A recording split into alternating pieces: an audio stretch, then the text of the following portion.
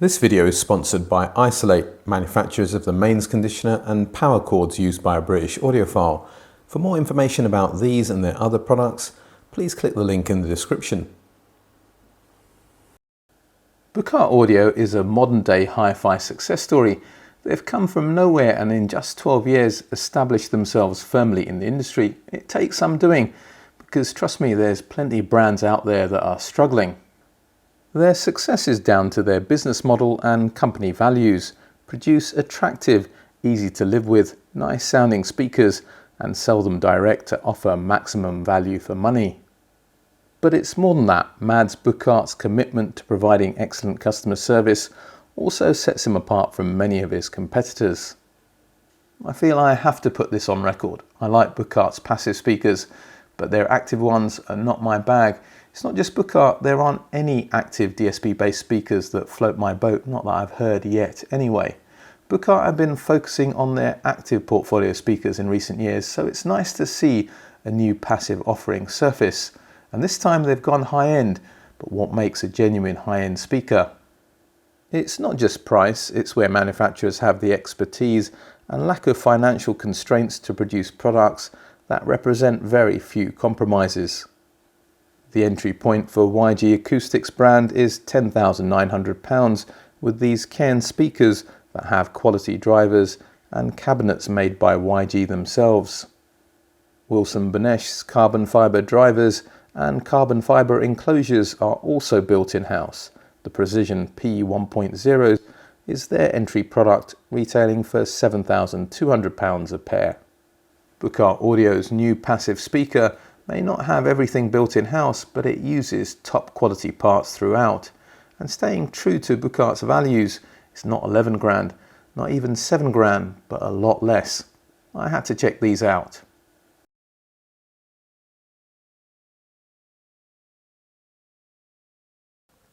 The Buchardt E50s sell direct from their website for €3,950 in the black stained solid ash cabinet. However, if you want an oak cabinet, the price goes up to €4,100. They're available in a natural or smoked finish with straight or rounded edges. The price includes shipping, taxes and import charges. The speakers can be returned as long as you notify Buchardt Audio within 45 days of receipt. The return shipping is paid for, but a €100 restocking fee is deducted if the items are returned undamaged in all their original packaging. That seems reasonable. It's unusual for speakers to be constructed from solid wood. The idea is that you wouldn't buy a quality musical instrument constructed from MDF, so why a speaker? However, using hardwood adds cost and complexity to manufacturing. To ensure consistency from sample to sample, the cabinets are hand constructed at Buchardt's facility in Denmark. The wood is ethically sourced and FSC certified to ensure minimal environmental impact. The cabinets are 19mm thick, apart from the front baffle, which is 28mm in depth. The finger jointed panels provide some visual interest and additional rigidity over the more basic and ubiquitous mitre joints. This is the natural oak finish with rounded edges. The E50s are something to behold in the flesh. Measurements are 395 by 190 by 284mm or 15.5 by 7.5 by 11.1 inches. Each speaker weighs 8.6 kilograms or 19 pounds. A lot of attention has been focused on the Purify Ushindi woofer, as it's normally deployed in much more expensive speakers. Here we have the 165mm 6.5-inch variant. Purify claims the driver successfully allows for long excursion whilst maintaining low distortion, the benefit of a long throw woofer being the ability to play louder and produce deeper bass, which normally comes with increased distortion. Specifically, Purify state that they've lowered harmonic distortion, which is additional frequencies created that are integer multiples of the fundamental frequency, intermodulation distortion, which is additional non-linear frequencies created that are usually the sum or difference between fundamental frequencies, but there are other reasons as well, and mechanical hysteresis distortion due to energy being stored in the driver.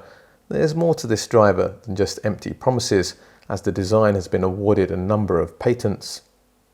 The tweeter is a ScanSpeak 25mm 1-inch soft dome with a substantial magnet structure, the standard D2905, which was first introduced in 1995 as part of the Revela line, has been customised.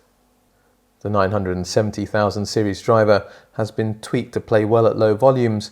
The trade-off is that it won't play down to as low frequencies, but that's a non-issue for this control directivity design, as the substantial waveguide also acts as an acoustic amplifier. The crossover frequency is at 2000 Hz, and what a crossover it is! All Janssen parts, super res wire-wound resistors, superior Z capacitors and air core inductors.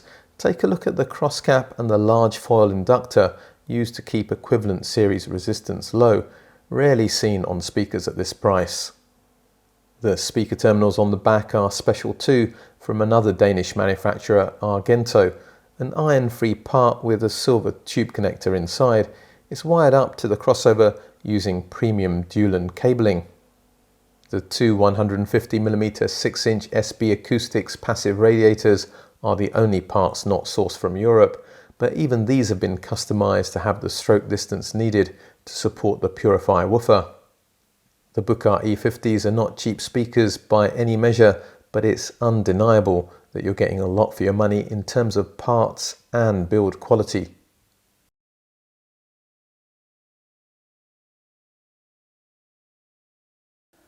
Well, clearly a lot of expense and effort has gone into delivering this product. I was hopeful that it'd show in sound quality, and I wasn't disappointed. These are comfortably the best sounding Buchardt speakers that I've reviewed so far, but the overall sound character is consistent with what many people regard as the Buchardt house sound. They're certainly tonally similar to the original S400s that had a lot of bass, a full lower mid-range injecting some warmth, and a slightly recessed upper mid-range to impart an easygoing nature. As I said, that's what many people regard as the Buchardt house sound, but it's not what the S400 Mark IIs or the Active A500 sounded like that I reviewed. They were much drier in their sonic presentation, so I wasn't quite sure what to expect from the E50s and was pleasantly surprised when they aligned themselves much closer to the original S400 Mark Is.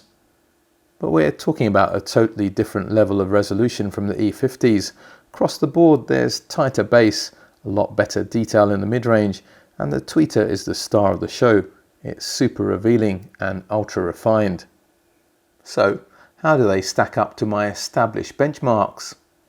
For £1,800, the Quad Revela ones produce an extraordinary amount of fidelity, good solid bass that's well controlled, with vocals and instruments occupying the mid-range nicely separated and resolved. When it comes to the bass in the mids, the E50s are a tiny bit better, but it's close. Surprisingly, where the Buchardt speakers show a clean pair of heels to the quads is in the treble. They're more refined with no loss of detail or sense of air. It's the implementation of that stunning custom ScanSpeak D2905 tweeter that shows its class, producing superior timing information than the Revela ones. This translates to a soundstage that is wider and deeper, with placement of performers as good as only the very finest speakers I've reviewed, regardless of price. I know a lot of people are interested in the E50s because of the Purify mid-woofer, which is very good, extracting a decent amount of detail and producing a lot of bass, but trust me, it's the ScanSpeak tweeter that deserves to be celebrated the most. This is revealed when comparing the excellent Monitor Audio Gold 100 6Gs that I reviewed just a couple of weeks ago. For £3,000, I've never heard such bass definition and mid-range transient attack. The E50s can't match the Gold 100 6Gs when it comes to clarity in the bass and mids, but it's not a fair fight. It's easier to deliver clean punches when you're a little lighter on your feet and the Monitor Audio speakers run a bit lean. The Bucharts don't disgrace themselves in the lower registers, but in the upper registers, the soft dome tweeter absolutely holds its own with Monitor Audio's AMT for sound staging, imaging, detail and refinement. In reality, if you're cross-shopping the E50s for the Gold 100 6Gs, you probably need to take a step back and consider what kind of presentation you're after. The monitor audio speakers are a lot more forward in the mid-range, even touching on bright with certain systems, whereas the Bucharts are a lot more laid back. If you're after excitement in the upper mid-range, then the monitor audio Gold 106Gs are the ones for you. But if you want an all-day listening experience without any chance of fatigue, then go for the Bucharts. My final comparison is with the £5,000 Alta Audio Alyssas that are a transmission line design with a custom Morel polymer cone midwoofer and a Foundtech pure metal foil ribbon tweeter. The Alyssas kind of combine what the Gold 106Gs and the E50s do well. They have slightly better bass extension and weight than the Buchardt speakers, but with the definition of the monitor audios, the mid-range is just as detailed as the Gold 100s, but more laid back. Not as laid back as the E50s though. What all three speakers share are beautifully rendered high frequencies that ensure that they disappear into a thoroughly immersive and layered soundstage with precise localization of performers. So what partner equipment do you need, and how much work is it to get the best out of these E50s?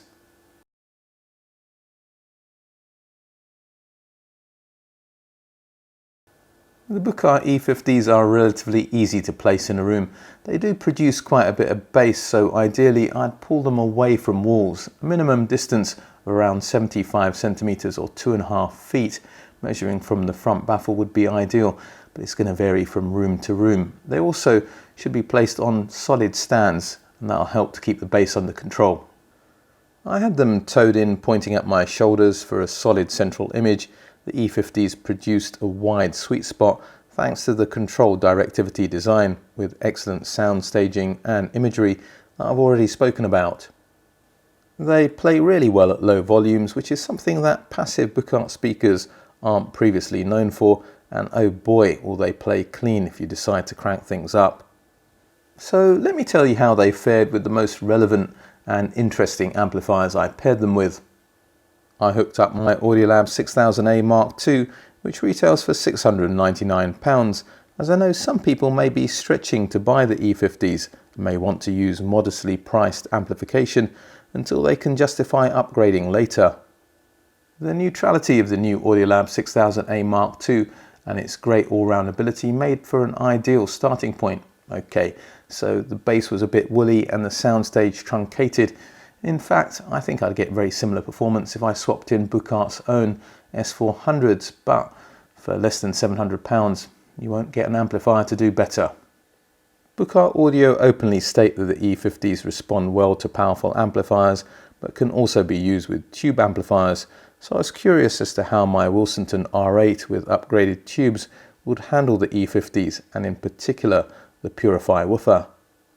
Tube amplifiers typically have a low damping factor. With a long throw woofer, you want lots of control, so ideally a high damping factor.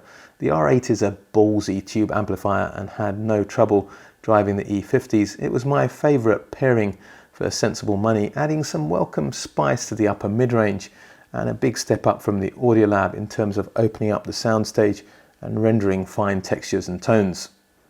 This week's music suggestion is in keeping with the chilled out vibe that is the Buchardt E50's fundamental character, Wes Montgomery, bumping on Sunset. Through this system you could immerse yourself in the guitar maestro's delivery, kept perfectly in time by Ron Carter on bass and Grady Tate on drums, everything separated and in its place. I know that Mads Buchardt himself has used Hegel amplification in the past when developing products, so I was keen to find out how my £3,250 H190 would fare with the E50s. Unsurprisingly, well, not as engaging as the Wilsonton R8 but with more low-end control. It helps that the H190 is capable of producing 150 watts per channel with decent current capability. Also a 4000 damping factor keeps that long throw Purify Ushindi woofer in check.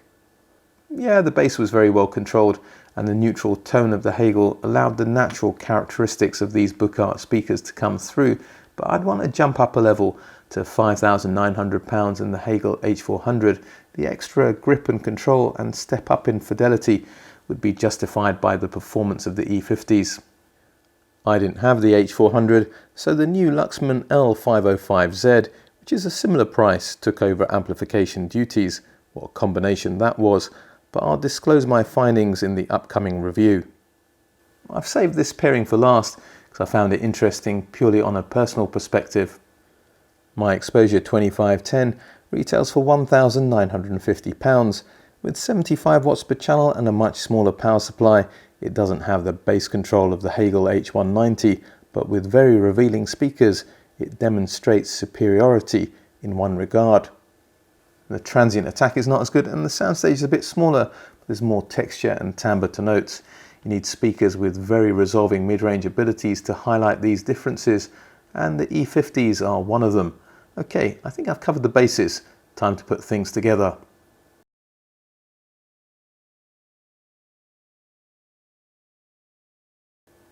Buchardt Audio's meticulous attention to detail and overall commitment to quality shows in the performance of the E50s, elevating sound quality to levels previously unachieved by this brand.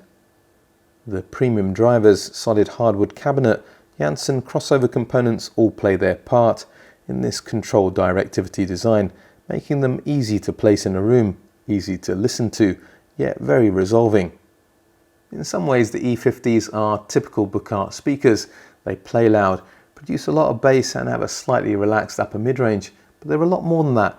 They also play really well at low volumes, produce a massive soundstage with faultless imagery and unearth impressive amounts of information. Ideally, I'd like a little bit more bass definition and transient attack in the mid-range, but are they genuinely high-end?